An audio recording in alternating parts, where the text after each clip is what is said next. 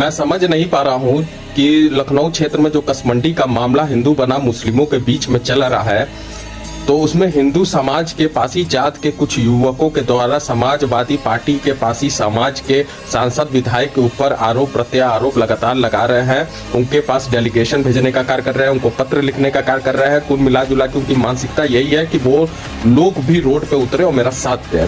क्या आप भूल जा रहे हो कि यदि इस देश का इस पूरे जग में अगर हिंदू बनाम मुस्लिम के बीच में यदि कोई वाद विवाद होता है तो वहां समाजवादी पार्टी अंधी गूंगी और बहरी बन जाती है।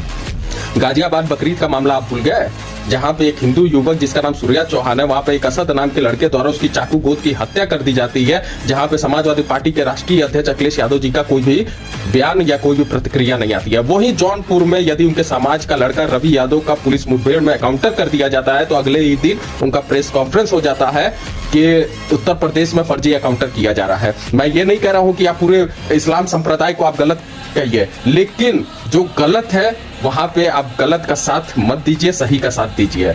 और ये तो आपकी हो गई समाजवादी पार्टी की बात, लेकिन ये बताओ, मैं पासी समाज के युवक से पूछना चाह रहा हूं कि आप वर्तमान में केंद्र से लेकर के प्रदेश में भारतीय जनता पार्टी की सरकार है। भारतीय जनता पार्टी की सरकार में कई पासी विधायक और सांसद भी हैं जो आज केंद्र में मंत्री हैं, प्रदेश में भी मंत्री हैं। वो लोग कितना तुम्हारा साथ दिए, वो लोग कितना रोड पे उतरे हैं, पहले इसका जवाब दो। अगर डेलीगेशन भेजना है तो पूरे पासी समाज के विधायक और सांसद के पास भेजो, चाहे किसी भी वो पार्टी से अपना ताल्लुकात रखता हो, लेकिन एक पार्टी में भेजोगे, वो भी जानबूझ करके भेज रहे हो कि समाजवादी पार्टी इस मामले में अंधी गूंगी बहरी बनी हुई है, क्योंकि वो मुसलमान से ताल्लुकात ये मामला चला रहा है। लेकिन आप लोग ये जानबूझ करके ये कारनामा कर रहे हैं, करो, लेकिन सबके पास अपनी डेलीगेशन भेजो, चाहे वो भारतीय जनता पार्टी का हो, चाहे समाजवादी, चाहे बहुजन, चाहे कांग्रेस, चाहे रावण का, किसी के पास का मामला, सबके पास भेजो। दूसरी चीज मैं ये कहूंगा कि कुछ पासी समाज के युवक है, अपने आप को हिंदू धर्म का ठेकेदार बता रहे हैं, जिनकी उम्र हो गई 35 से 40 वर्ष। क्या तुम ठेकेदार बनोगे जब जाकर किला या मस्जिद पर जाके हनुमान चालीसा तुमको किताब देख के पढ़ना पड़ रहा है, और तुम्हारी उम्र 35 से 40 साल हो गई, अपने आप को सनातन कह रहे हो